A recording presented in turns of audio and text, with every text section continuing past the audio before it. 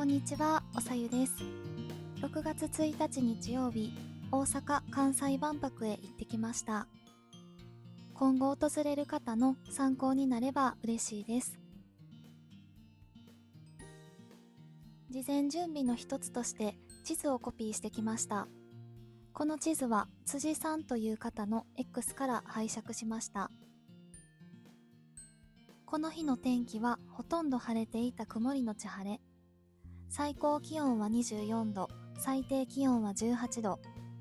7日前抽選は第5希望まで一つも当選せず、予約なし、少し不安な来場となりました。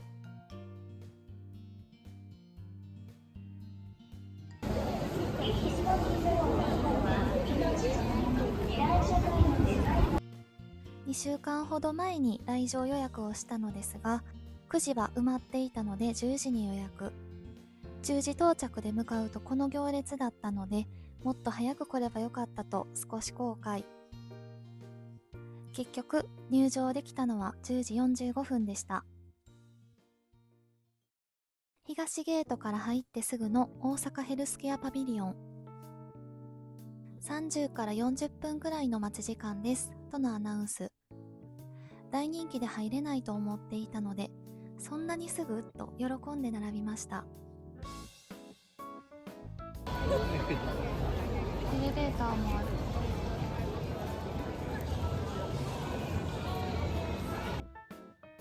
結局20分くらいで入ることができました。この後訪れるパビリオンもほとんどがアナウンス時間よりも早めに案内してもらいました。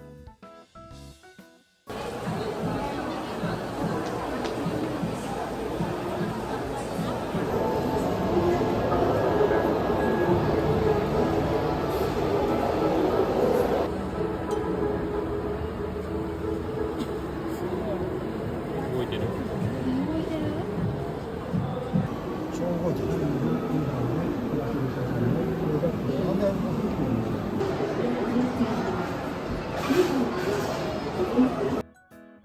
未来人間洗濯機の入浴実演は10時30分から30分間、2時間ごとに5回行われます。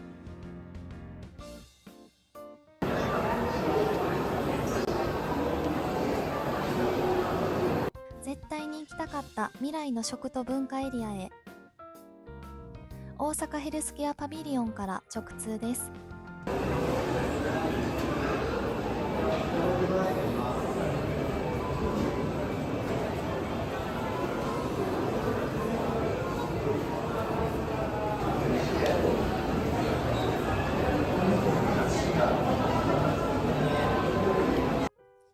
このエリアは日本食になりますが、安くて美味しいとリサーチしてきたほっかほっか亭へ。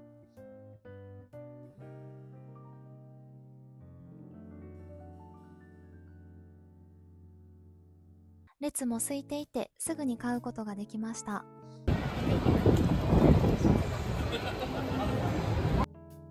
左上、パンを使ったビールを注文しました。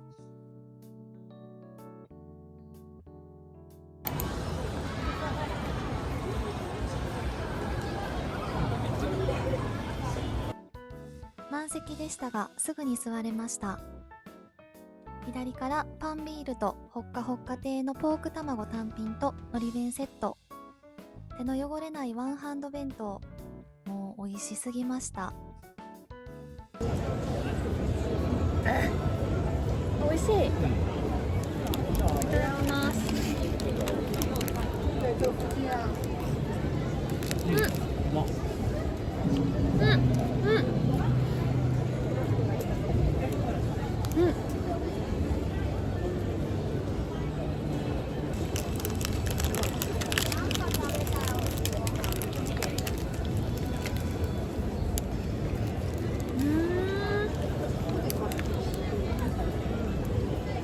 すごい揚げ物もしっかり入ってる。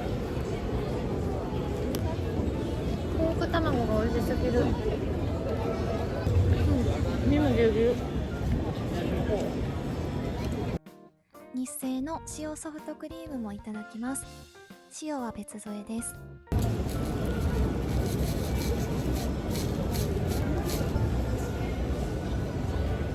お、美味しい。海外の食でお腹を満たしたい気持ちもありましたが、この後はより混雑しそうなので、満足に食を楽しめなさそうなら日本食でも十分といった魂胆でした。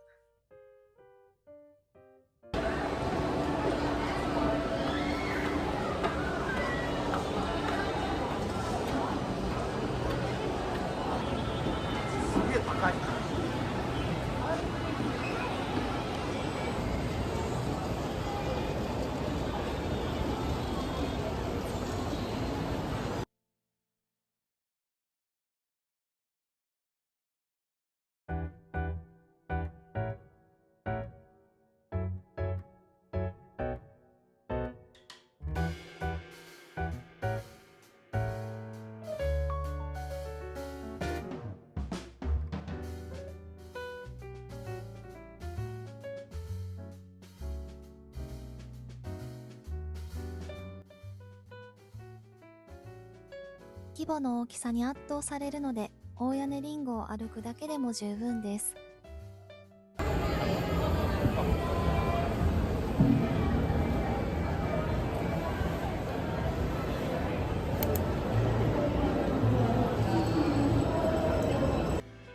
大人気のイタリアパビリオン、あわよくば行ってみたかったですが、待ち時間のアナウンスは2時間以上。私は2時間は待てないので今回は諦めました。お隣のシンガポールパビリオンは列がサクサク進んでいて、高評価のリサーチもしていたので並んでみたところ、10分で入ることができました。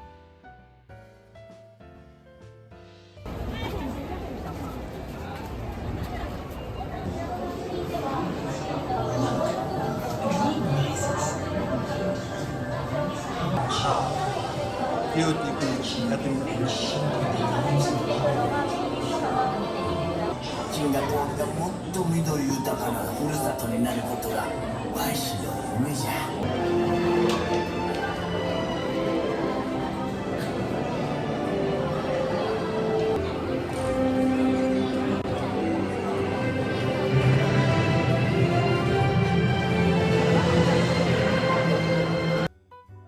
それぞれの夢を描くパネルがあり、描いたものが最後の球体のスクリーンに映し出されるというサプライズがあり、素敵でした。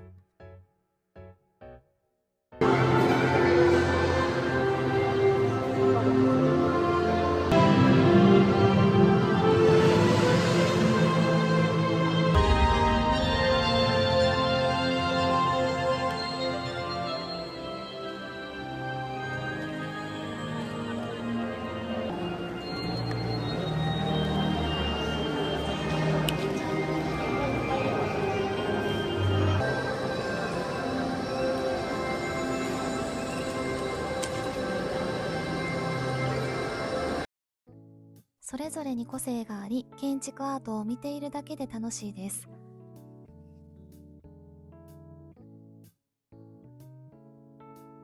オーストリアも含め入場規制で入れないパビリオンもいくつかありました。食を求めてマルタ館に来ました。マルタの伝統的なパン、イルフティーラ。ツナ、オリーブ、ケッパーのフティーラを選びました。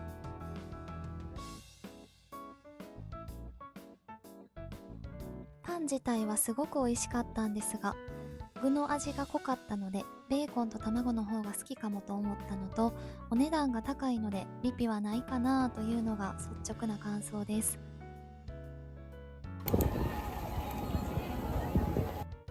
絶対に行ってみたかったハンガリーパビリオン。案内は60分以上でしたが40分の待ち時間でした。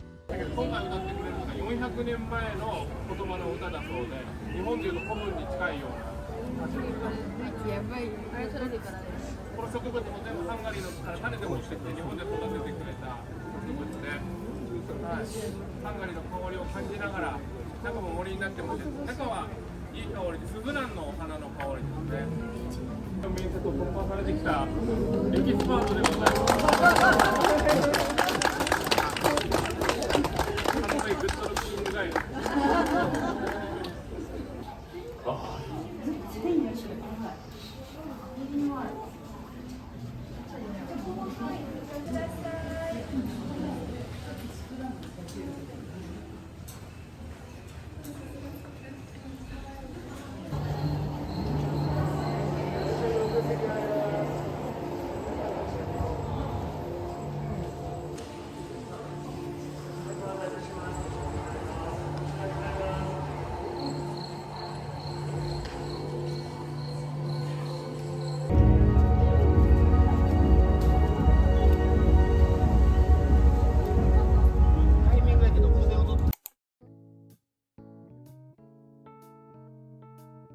クタルトを求めてポルトガルパビリオンにやってきましたが、15分くらい並んだ頃に売り切れましたとアナウンス。ショックすぎたのでまた来ないといけなくなりました。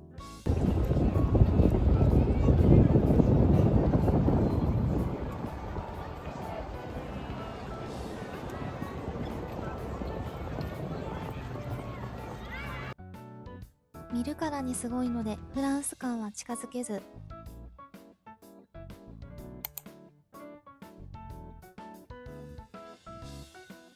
日陰で進みも早そうだったのでマレーシアパビリオンへ。10分もかからずに入ることができました。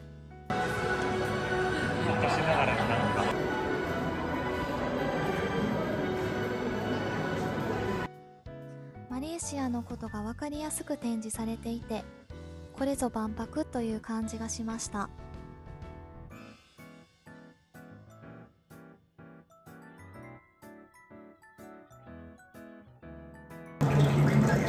Technological advancements were setting the pace. From AI-driven smart manufacturing to integrated digital infrastructure, we are revolutionizing Asia's industry.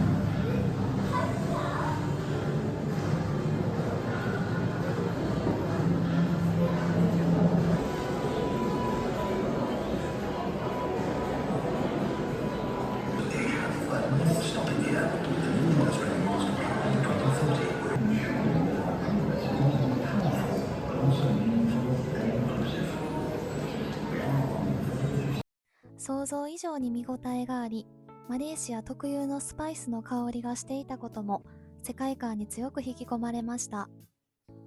レストランの食事もすごく美味しそうでしたが、今回は飲み物だけ注文します。アイステータレ、甘めのアイスミルクティーです。やや甘めですが美味しくて3分で飲み干しました。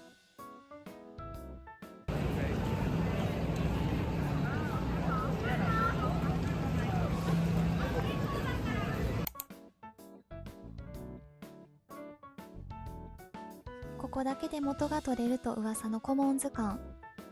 噂通りの満足感とボリューム、全然時間が足りませんでした。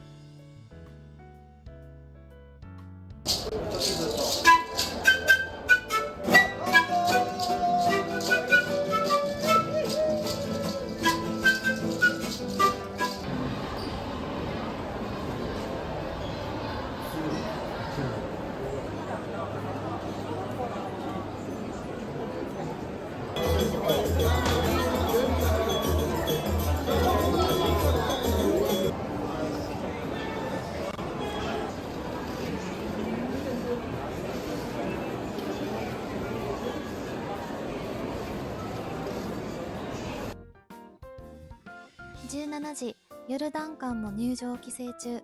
土日はなかなか厳しいですね。最後に空飛ぶ車ステーションへ。乗車は予約しないとできないですが、空いていてすぐに出てこられるので、ふらっと立ち寄るにはおすすめです。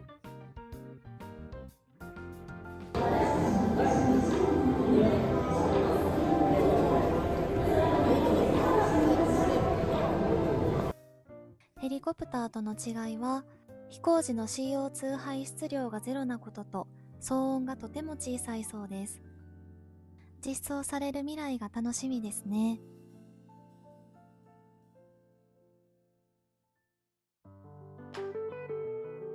楽しさから足の痛みは感じず、一回行けたらいいかなくらいに思っていましたが、何度でも行きたいと思うくらい満足度が高く貴重な感情体験ができました。